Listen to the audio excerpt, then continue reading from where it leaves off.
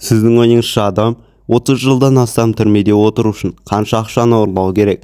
Және оның фильмін Николас Рефннің өзі түсіріп, Том Хардидің өзі ойнау үшін оның қылмыстары қаншалықты қорқынышты болу керек? Бұл адам Ұлыбританияда 120-дан астам түрмеде және түзеу мекемелерінде болған. Ол түрме күзетшілерімен төбелесіп, камераластармен аяусыз әрекет етті және бір рет бүкіл түрме блогының шатырын жалғыз өзі қиратты. Бүгін біз ең танымал және қатыгез қылмыскердің бірі Чарльз Бронсон, шын аты Майкл Джо Питерсон туралы сөйлесеміз.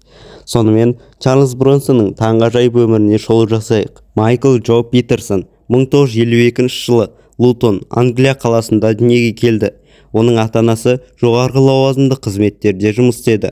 Майкл бала кезінде мейірімді, жанашыр және қарапайым бала болды. Ол әрдайым әлсіздерге көмектесіп жүрді. Бірақ 1960 жылдардың соңында отбасы Порт Элмистерге көшкеннен кейін жағдай күрт өзгерді. Онда Майкл нашар компанияға қосылып, жаман жолға түсті. 13 жасында ол қылмыстық топқа кіріп, алғаш рет сотқа тартылды. Бұл оның қылмыстық өмірінің бастамасы болды. Порт Элмистердегі өмірі мен жаңа достарының әсерінен Майкл біртіндеп агрессивті мінез-құлыққа көшті.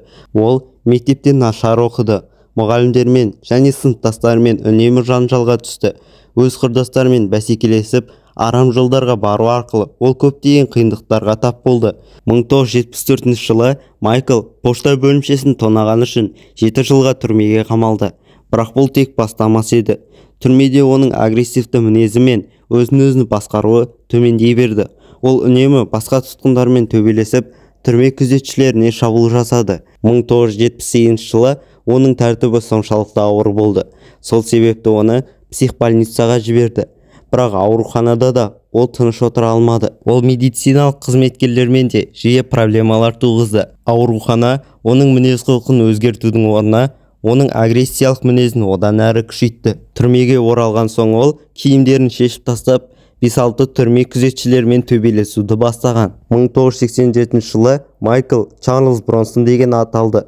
Бұл ат ол кезде танымал болған актер Чарльз Бронсонның құрметіне қойылды. Ол кезде ол түрмеден шыққан еді.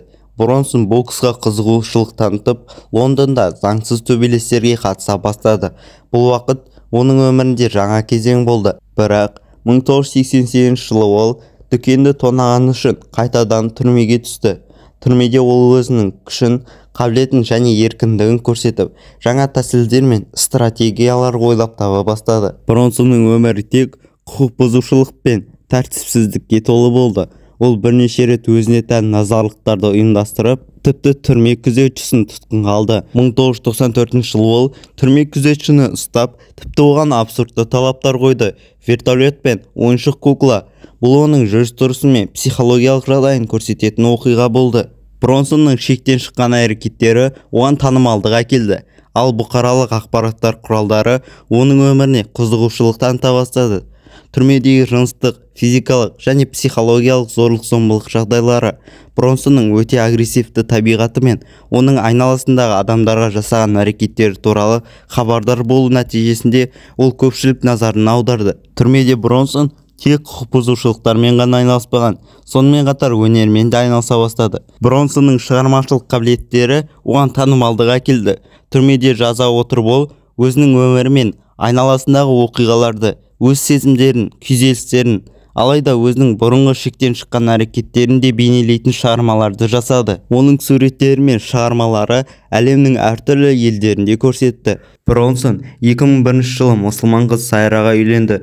Ол ислам дінін қабылдап, Чарльз Ахмед деген есімді алды. Бірақ 2005 жылы олар ажырасып кетті. Ал Бронсон қайтадан Чарльз Бронсон болып оралды. Бронсонның әйелдерге, дінге және жалпы адамзатқа деген көзқарасы оның психологиялық жағдайын қалыптастырды. Чарльз Бронсон медиа мен қоғамның назарын аударған тұлға.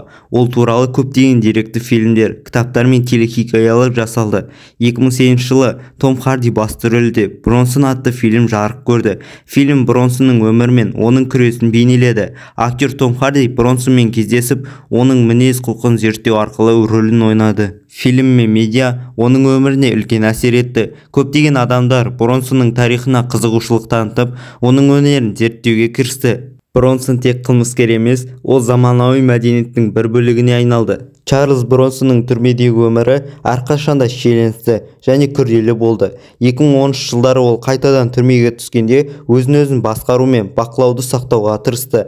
Бронсон психологиялық кеңес алып, оңалту бағдарламаларына қатысуды бастады. Бұл кезеңде ол өзінің мінез-құлқын өзгерту үшін күш-жігерін жұмсап, шын мәнінде тыныштық пен өзін-өзін дамытуға ұмтылды. Ол өзінің жазбаларын, суреттерін және өлеңдерін түрмеде жазуды жалғастырып, өзінің шығармашылық әрекеттерін тереңдетті.